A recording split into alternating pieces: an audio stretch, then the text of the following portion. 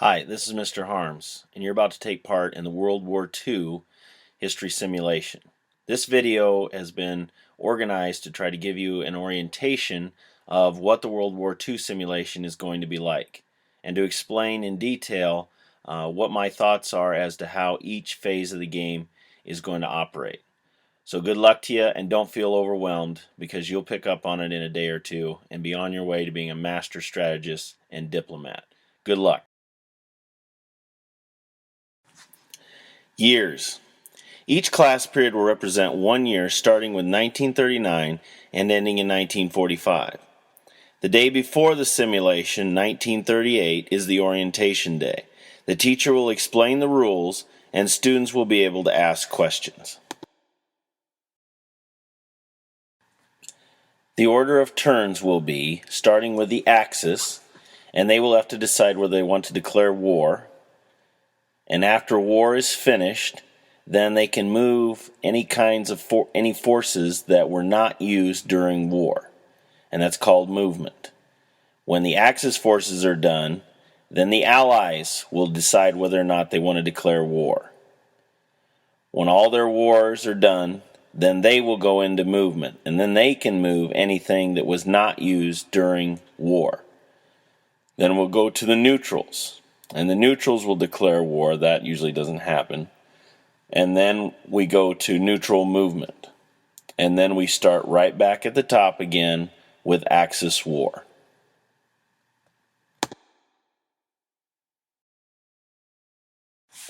Now let's talk about what your Army rating means.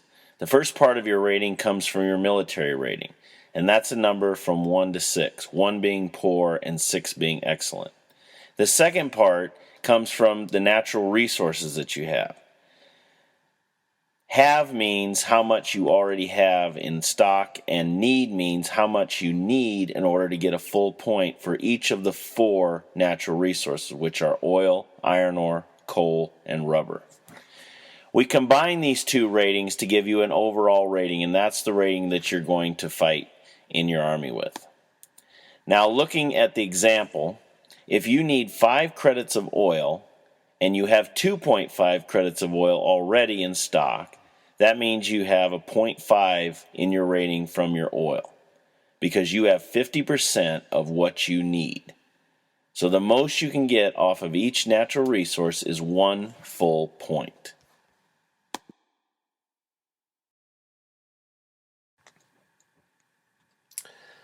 Transfer or capture of natural resources. You may transfer resources to other countries as you see fit. Transferring surplus resources to your allies is a smart move. If you transfer too many resources, you may lower your own rating.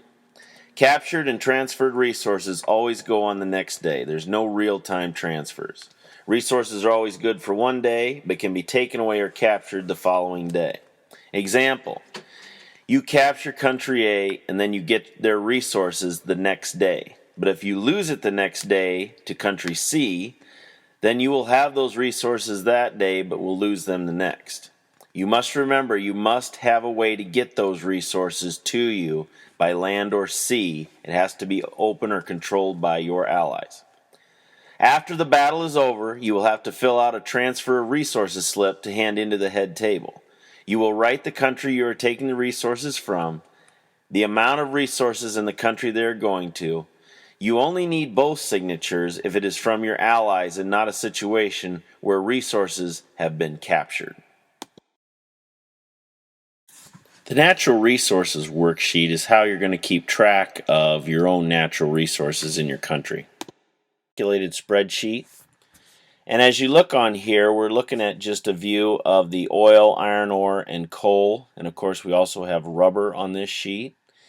But there's some red lettering up here that tells us do not put any numbers inside the yellow boxes, because those boxes will be calculating things out. And if you put something in there, it'll wipe out the formulas. So let's just talk about oil as an example. Let's say that we have 2 credits of oil in our country. And our chart tells us, we'll say we need 8 credits of oil in order to get a full point for the natural resource of oil. So we have a deficit of -6, which means we've got to find 6 credits of oil either by transferring or by taking somebody over, which would mean acquiring it. So we're going to attack the Netherlands in the Dutch East Indies. And let's say we take them over. And they have 7 credits of oil. So we're going to acquire 7 credits of oil from the Netherlands. So now you can see we have a surplus of 1. So we've got our full 8 that we need to reach our credit of 1 in our rating. And we've also got 1 left over that we can trade to our allies for something else if we need it. So that shows that there is a surplus of 1. And you do that with all the resources that you capture or you transfer so that you know and you can keep track of how much you have, and all the calculating is done for you.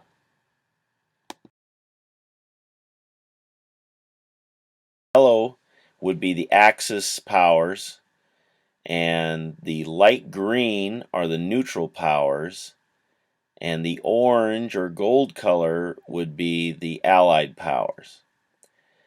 Now, the non-involved countries are in light gray, and those you really can't do anything with. You can't enter them, you can't go through them, you can't take them over.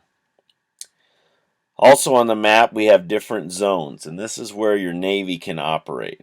We've got, showing in this clip, we've got the South Atlantic zone, we've got the North Sea zone, and the Baltic Sea zone. Now, when a Navy, like the Great Britain Navy here, can move 1 zone per turn. So when it's your turn, if we're Great Britain, we could move that Navy into the South Atlantic zone. And we can also split that up and create 2 navies and divide that by 2 so they both be 120. So we'll move that back to where it was. Those are the sea zones. Now each of these numbers right here you can see, this is 1 German division inside of Germany, and there's 3 different ones in this location. And those are your armies, and that's the number of your army. Now, armies can move 1 zone per turn. So if we wanted to invade Poland, we could move this division and this division into Poland to attack or declare war on Poland. And that would be a land battle. The other thing that we can do with our navies, let's move those back here, is we can transport troops on our navies. Now, if we want to move with this navy right here for Great Britain, we can move 240 troops at one time. And so every ton of navy, you can move 1 troop. So if your navy's 240, that means you can move 240 troops each turn. And you can also move other people's troops on your navy if you choose to do so. Also on the map, we can see that our natural resources are represented by some symbols. This symbol, the red square, is where coal is located. The big I is where, symbolizing an I-beam, is where iron is located. And of course the oil derricks are where oil is located on the map.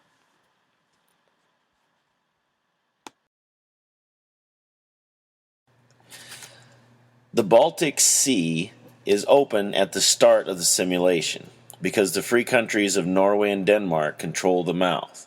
If one country were to control both these lands, they would be able to control access to the Baltic Sea, cutting off any entry into it.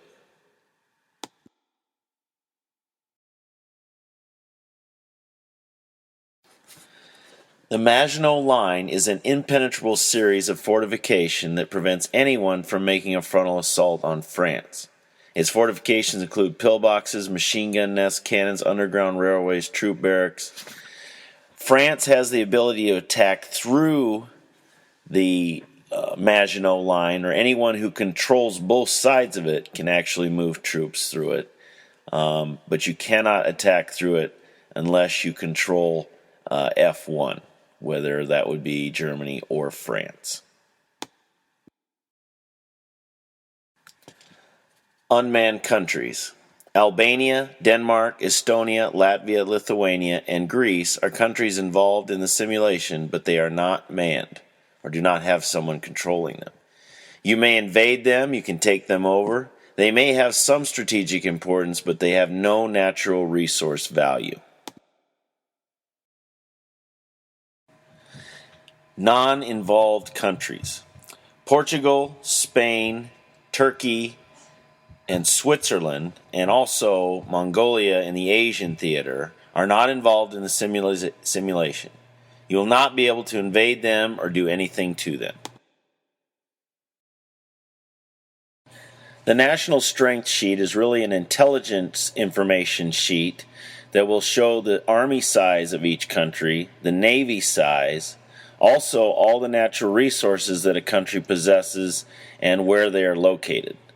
It's very important for figuring out what your strategy is going to be and where natural resources are located so that you can achieve them or work out deals to transfer them to your country.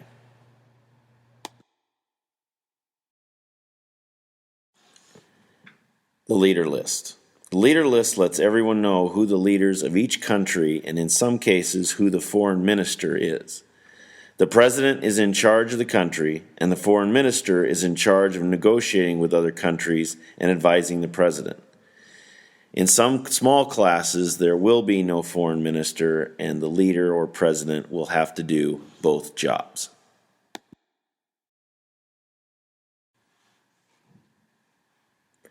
An alliance certificate is an agreement between two or more countries to defend each other in case of an attack.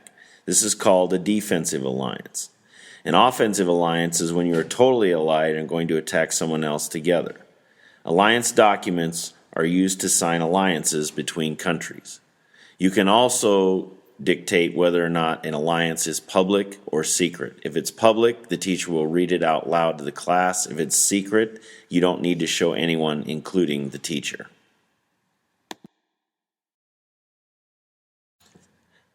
Declaration of War Slips. The Declaration of War Slip is signed by the President and handed into the head table, or the teacher, to declare war and attack another country. You must have the number of forces that you're going to take into combat against the other side. You also need to have, if you're doing a multinational force, in other words, multiple countries are attacking another country all at once, you need to turn those all in at the same time. You can't add anyone afterwards after the slips are handed in. So whatever you hand in is what you're going with.